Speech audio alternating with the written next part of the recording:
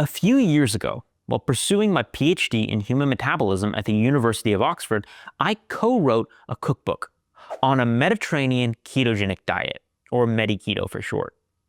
It was an incredible experience, not just because it gave me an excuse to step out of the lab and taste test delicious dishes, but because I wanted to provide a practical, accessible way for people to start a ketogenic lifestyle.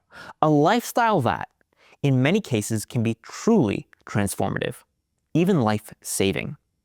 I've seen the power of ketogenic lifestyles firsthand, as a healthcare provider, as a lifestyle coach, as a PhD scientist running clinical trials, and, perhaps most potently, as a patient myself. I started a ketogenic lifestyle on June 1st, 2019, and it saved me from debilitating inflammatory bowel disease. And I've never looked back. But here's a hard fact. Despite its many health benefits and use cases, including obesity, diabetes, mental health, autoimmune and inflammatory conditions, ketogenic diets, ketogenic lifestyles are still grossly misunderstood. Many people assume keto is all about bacon, butter, and steak, low in fiber, and at odds with what most people have been taught and internalized over their life courses is healthy. But that is a huge misconception. Ketosis is not about specific foods. It's about a metabolic state where you're producing ketone bodies. And you can be keto while eating anything from a fully vegan diet to a fully carnivorous one. In general, ketogenic diets are moderate protein with about 70% or more calories from fat and very low carb, generally less than 25 grams of net carbs per day. But there is not just one ketogenic diet. There are infinite. To infinity and beyond. And a Mediterranean ketogenic diet is an excellent entry point for many people because it balances the perceived health benefits of Mediterranean eating with the metabolic advantages of a ketogenic lifestyle. So simply put, Medi-Keto is a low-friction dietary entry point to low-carb ketogenic diets for many people. And it's diverse and delicious. In this video, I'm going to prove that to you. First, here's a roadmap of what we're going to discuss. I'm going to start by telling you 4 musts for preparing to start on your ketogenic lifestyle. Then, we're going to transition to reviewing my 9 favorite Medi-Keto foods and help flesh out your shopping list.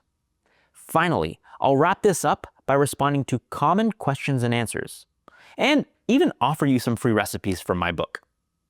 Of note, that is not a sales pitch per se, but if you do decide to buy our Mediterranean Ketogenic Diet Cookbook, I don't pocket any of the money. My co-author and keto chef, Martina Slariova, and I split royalties 50-50, and all my royalties either go to charity or efforts to support metabolic health education. And hers, I think, go to support the health and growth of our new 2 adorable twins.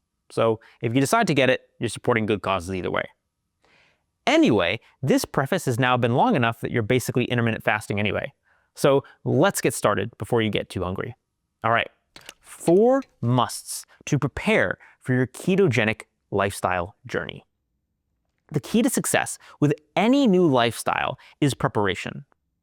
Yes, it's true, change always takes willpower. It's not easy, but your goal should be to minimize your need to exert willpower and maximize your motivational factors. So here's how you do that. First, it's critical to construct your environment to support your new way of eating. That means, first and foremost, getting rid of sugar and processed carbs and temptations from your living spaces. I realize this might not be feasible for everyone, especially if you have family members or roommates who don't eat low carb. But as much as possible, purge your environment of temptation. This will really make it easier to transition. And over the long term, you might actually find your cravings and urges go away. I know they did for me. Next, it's important to find a community to support you. Honestly, the hardest part about a ketogenic lifestyle is not missing carbs, but the social element. So find an accountability buddy or support group. Online communities like Facebook groups, Twitter, I guess it's now X, or even the comments section of this video are great for that. But in the modern food and social environment, where there's still a stigma on not eating carbs, and saying no to sugar pushers, there is a risk of feeling like a social pariah when you go keto. Please be mindful of that and know who your supporters are and who your cheerleaders will be. Next, it's important to prepare your diet plan. Know what your general meal plan will look like. For a ketogenic diet, it's good to be aware of the carb contents of foods you commonly eat, and have your go-to foods on hand and shopping lists at the ready. This next portion of the video, where I talk about my 9 favorite Medi-Keto foods, will hopefully help with that. And finally, 4, this one isn't a true must, but I strongly recommend you get a meter to track your blood ketones and or your blood glucose, because there are hidden carbs everywhere. As just one example, my friend Dave's dad tried to go keto, but noticed his glucose was actually spiking upon eating scrambled eggs, of all things, which should be 0 carb, at a particular famous food chain. And lo and behold, it turns out they put pancake batter in their scrambled egg mix. Kind of stunning, right? Well, tools like ketone blood meters and continuous glucose meters are great ways to provide an honest check of how you're doing and adjust your protocol along the way. If you want to check out Keto Mojo for blood ketone meters and levels for continuous glucose monitors, those are brands with which I'm well acquainted. I know the founders of Keto Mojo and really trust them. They're great people, although I don't have an affiliate link. I'll still drop a link to their product below. And for levels, I can offer you an affiliate link with a discount if you check out the link in the video notes. But with that, moving on, here are my 9 favorite Medi-Keto foods. And I'm just going to blaze through most of these to respect your time, but I'll link to much more information on each of these in the video notes for those who want a deeper dive. So let's begin. Number 1, fatty fish. Fatty fish are a great source of protein, healthy fats, and micronutrients to support muscle growth, brain health, health span, and even longevity. Check out this video for more. Remember the acronym SMASH for salmon, mackerel, anchovies, sardine, and herring. For salmon, I give the edge to wild Alaskan sockeye salmon. And for sardines, I suggest getting whole sardines with skin and bone, if you can stomach it, packaged in BPA-free tins with water or brine rather than with oil, which can oxidize in the cans. My go-to is Wild Planet. Although for taste, there's one high-end brand from Maine in olive oil that is insanely delicious and definitely worth a try, at least once. All right, 2, extra virgin olive oil. If I were to do a video on all the health benefits of a good, true extra virgin olive oil, it will be longer than the entire Lord of the Rings saga. But practically speaking, what you need to know is how to pick a real extra virgin olive oil, as many bottles labeled extra virgin aren't actually extra virgin and aren't as healthy. So my top 3 tips for choosing a real extra virgin olive oil are: first, look for a dark glass or metal bottle, not plastic or clear. 2, look for a pressed or harvest date within the last 2 years. And 3, look for a bottle that is transparent about where the olives come from, ideally from a single source. Picking a good extra virgin olive oil is kind of like online dating. You want to watch out for fakes, check for transparency, and if the story is shady, swipe left. And if you want more, I have a video literally dedicated to picking a good extra virgin olive oil here, and the link is in the video notes. Okay, food 3, macadamia nuts, the king of nuts. Macadamia are the lowest carb nut, super versatile, with an amazing fat profile. They're even higher in monounsaturated fat, or MUFA for short, than olive oil, and rich in the rare omega-7 fat palmitoleic acid, which has an impressive array of health benefits. You can learn more about those in this video. Now, macadamia do have a reputation for being expensive, but they don't need to be. I've been eating House of Macadamia-based nuts for about 6 years, and if you want to buy their kilogram bag of raw nuts, and yes, using my discount code, NICK15, it's only 84 cents per serving. And I love using their macadamia oil for cooking, for my fish, my steaks, and my eggs, and making homemade mayo. One of my favorites. The recipe for that is below. Okay, moving on. 4, avocado. Everyone's favorite keto fruit. It's high in monounsaturated fat, fiber, if that's a goal for you, and great for dips, salads, or just to snack on its own. My mother's favorite meal is an avocado salad with fried halloumi cheese. All right, 5. Dark chocolate, food of the gods. Yes, indeed, dark chocolate is healthy. It's good for the heart, it's good for the brain, and it's good for the tongue too. But there's a catch. It needs to be real dark chocolate, not some 60% dark chocolate truffle. I take dark chocolate to be 85% and above. I know, kind of hardcore. You can check out the video notes for more on chocolate science, and I'll list some of my favorite brands as well, with which I have no affiliation.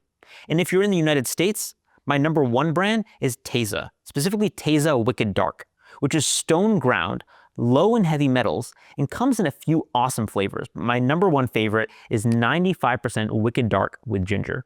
Super delicious. Let me know if you buy it and if you like it. Okay, 6. Sesame.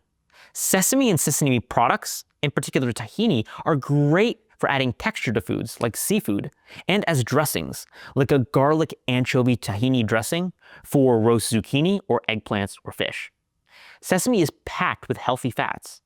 In fact, sesame oil might be particularly ketogenic for reasons related to the high polyunsaturated fat profile and possibly particular lignin compounds found in the sesame.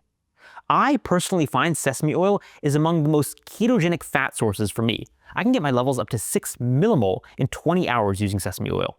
For more on the technicalities of how ketosis works in sesame, please check out this video, although it does get quite nuanced. All right, 7. Eggs. I don't love the word superfood, but eggs are about as close as it comes. The cholesterol in eggs tends not to raise cholesterol in most people because of a hormone called choline that your gut produces when you eat more cholesterol, as in egg yolks, which really puts the brakes on your liver making more cholesterol. This is one way your body achieves balance. And as you may or may not know, I even did a kind of famous stunt where I ate 720 eggs in a month, and it didn't increase my cholesterol, even a smidge. Thanks, choline. Kind of wild, I know, and it might be a don't do this at home sort of experiment, but it's still not my craziest. I've done some wild things. All right, 8. Low-carb fermented foods. In the universe of vegetables, fermented foods are top-notch. They can improve microbiome diversity and reduce inflammation throughout the body. Fermented foods can also increase levels of certain signaling molecules that activate receptors throughout the body, like the hydroxycarboxylic acid receptors, HCA receptors, which may improve immune function, help reduce visceral fat, and may even improve bone density. Now, the science of fermented foods, it's exploding, and I would really encourage you to check out this video all about new fermented food science, where I go over a recent review in Cell Metabolism published out of Stanford. It's really a video not to be missed. But my top 3 fermented foods are natto, kimchi, and sauerkraut, and also goat milk kefir, if you want a quick list of 4. Finally, 9. Manchego and Roquefort cheeses.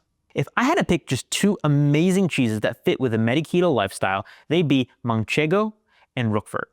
Manchego is made in the La Mancha region of Spain and has a firm, compact consistency and a buttery texture.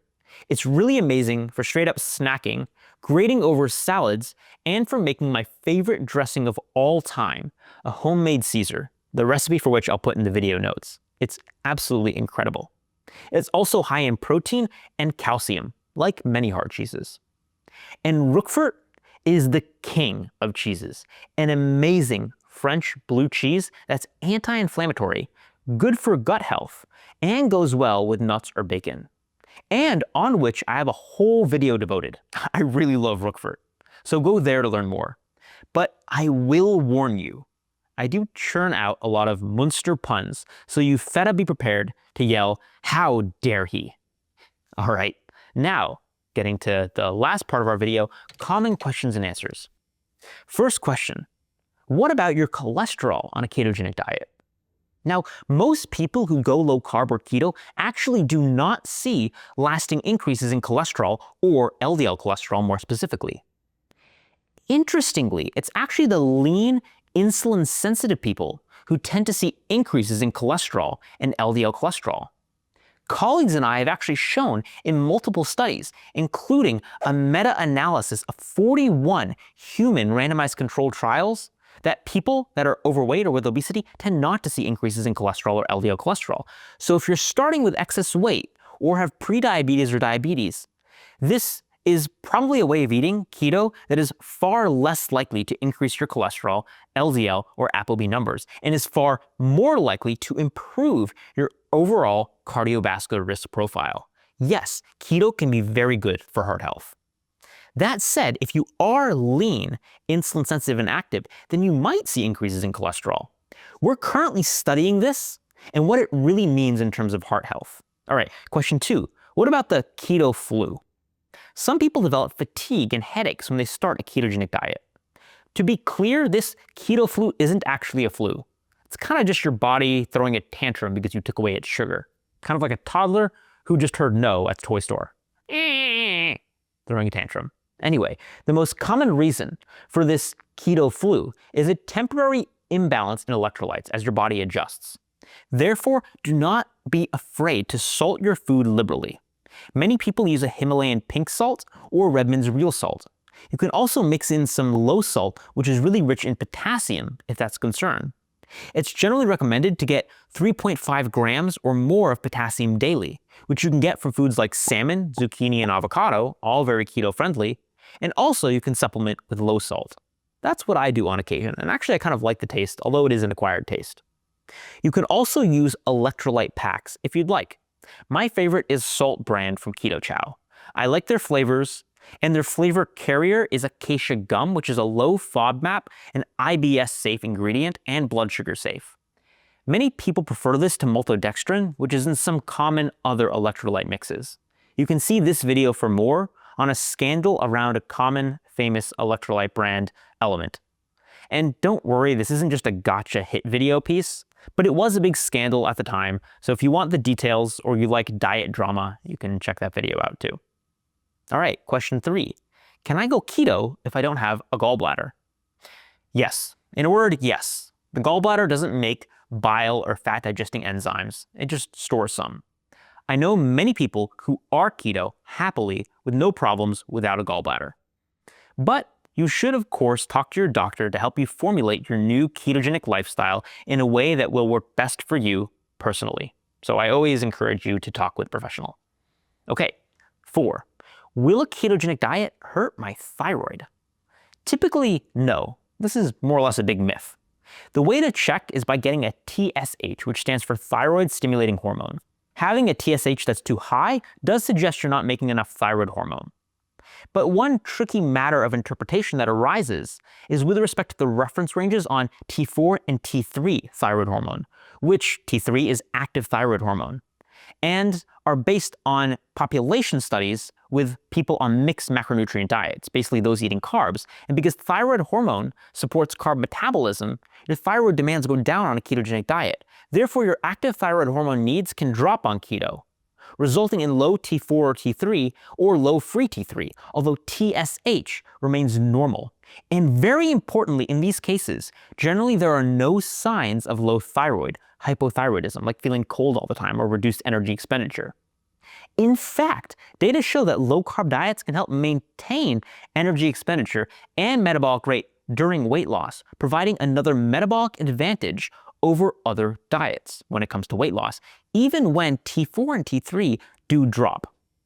Now, some say women have more trouble with keto and fasting, and there are certainly more nuances here. I'm not communicating the whole picture in this quick Q&A, but I think most people do just fine.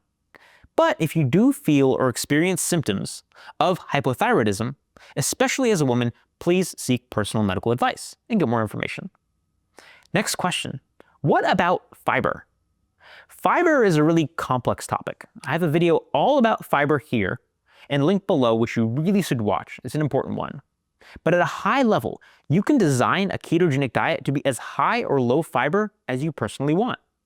Some very high fiber keto foods include avocado, flax seeds and chia seeds, 90 to 100% dark chocolate, and leafy greens.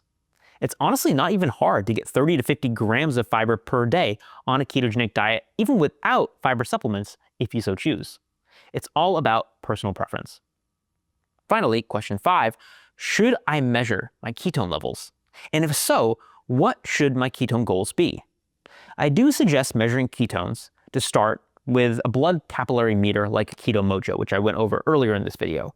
I think it really helps troubleshoot and reveals if you're doing the diet right, by which I mean if you're actually getting into ketosis. Aiming for levels between 0.5 millimoles and 4.0 millimoles is a good start. Although, having given that range, the actual number only really matters if you're using it for a specific disease where higher ketones can be therapeutic, like inflammatory bowel disease or a mental health or neurological disorder. Also, values fluctuate a lot throughout the day, so it's important to measure at the same time every day. For example, try measuring 60 minutes after waking up but before eating. You don't want to measure your ketones right upon waking because there's a normal, healthy morning cortisol response that will drop your ketone levels temporarily, so you don't want to hit that valley. And then you can measure, tweak, and find what feels good.